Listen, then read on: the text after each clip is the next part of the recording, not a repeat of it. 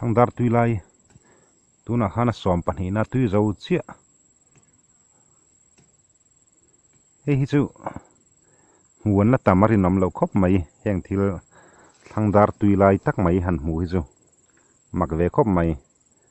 a tui hi som pani a tui zo chia tuna khan ti hian la tui le mek ani tui don mek thir zelang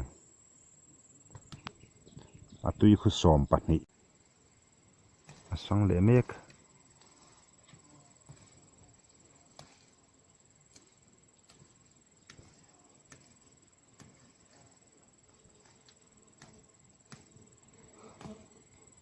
among tak hi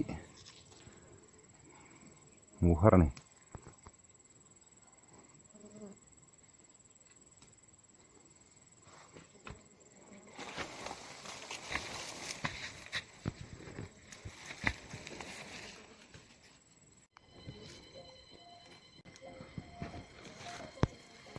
du tok don ta nge ni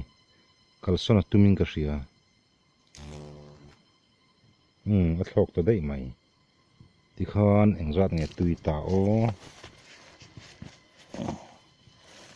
a camera hi fia lo lut tu ka ti han lo du khan